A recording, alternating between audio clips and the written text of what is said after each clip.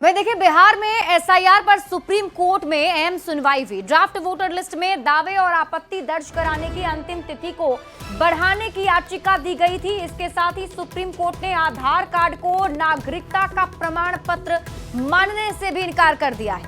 वकील प्रशांत भूषण ने आधार को नागरिकता का प्रमाण के रूप में स्वीकार करने की अपील दी थी।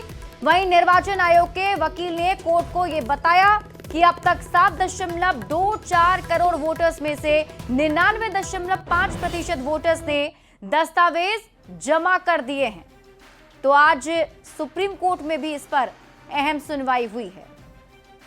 विशेष मतदाता सूची पुनरीक्षण से जुड़े मामले में सुप्रीम कोर्ट में आज महत्वपूर्ण सुनवाई हुई है। किस तरह से आज सुप्रीम कोर्ट में तमाम दलीलों को रखा गया उसको समझते हैं। क्लब दुबे हमारे साथ में त्रिवेदी आज किस तरह से तमाम बातों को आज कोर्ट के सामने रखा गया, इसके बारे में देखिए, दो मूल बातें हुई हैं आज। एक था आधार का कवरेज और दूसरा था टाइमलाइन का एक्सटेंशन। दोनों ही चीज़ रिजेक्ट कर दी गई हैं कोर्ट से। प्रेयर थी कि टाइमलाइन को एक्सटेंड करना चाहिए क्लेम्स एंड ऑब्जेक्शंस के लिए। कोर्ट ने नोट किया है कि 1 सितंबर के बाद भी लोग जिनको क्लेम एंड ऑब्जेक्शन फाइल करने हैं वो अपना फाइल किया जा सकता है और उनका नाम इलेक्शन के रोल में, फाइनल रोल में इंक्लूडेड होगा।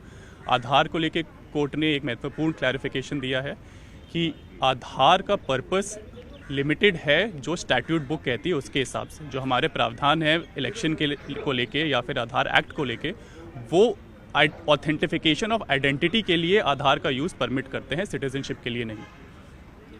आधार का मसला तो पहले भी क्लियर किया जा चुका था कि नहीं, इसको पहचान के लिए आप कर सकते हैं, नागरिकता का वो संबंधित दस्तावेज नहीं है। लेकिन किस तरह से फिर से आज इस मामले को दलील दिया जा रहा था? देखिए, ये बात आपको पिटिशनर से पूछनी पड़ेगी कि इतनी बार सुप्रीम कोर्ट इस बात को क्लैरिफाई कर चुकी है, फिर भी बार बार ये पिटिशन में बात क्यों आ रही है। हो सकता है उनका मोटिव ये है कि किसी तरीके से आधार का इंटीग्रेशन और बढ़ता चला जाए तो आने वाले टाइम पे शायद उसका कवरेज ये लोग आर्ग्यू कर पाएँ कि एलिजिबिलिटी डॉक्यूमेंट ही बन गया है अब तो आधार, और प्रेसिडेंट के रूप में इसको स्वीकार किया गया है। तो वो चीज़ आज सिरे से खारिज कर दी गई है सुप्रीम कोर्ट। नेक्स्ट सुनवाई 8 तारीख की है। इस मामले में अगली जो सुनवाई है 8 सितंबर को होना है। और जिस तरह से बिहार मतदाता सूची पुनरीक्षण से जुड़े मामले में जिस तरह से तमाम दलील कोर्ट के सामने रखा गया और कहा गया, जिस तरह से इस मामले पर 8 सितंबर को जब इस मामले में सुनवाई होगी तो उस मामले में कुछ नए जो पहलू हैं, जो नए इनपुट जो हैं बकायदा वो कोर्ट के सामने रखे जाएंगे। लेकिन देखा जाए जिस तरह से इस मामले में आधार का जो मसला है वो लगातार पिछली सुनवाई के दौरान में लगातार इस मामले को लेकर चर्चा का केंद्र बना रहा है। और हालांकि इस मामले में कोर्ट पहले भी स्पष्ट कर चुका है कि वो आधार जो है एक पहचान का आपका दस्तावेज हो सकता है, लेकिन नागरिकता संबंधी दस्तावेज नहीं है। लेकिन इस मामले में किस तरह से अब आगे की सुनवाई होगी देखना लाजमी होगा। इस बीच आपको बड़ी खबर बताते हैं, निर्वाचन आयोग ने जारी किए हैं एसआईआर के आंकड़े, जिसमें निर्वाचन आयोग की तरफ से जानकारी दी गई है कि राजनीतिक दलों की तरफ से 144 दावे और आपत्तियां दर्ज कराई गई हैं।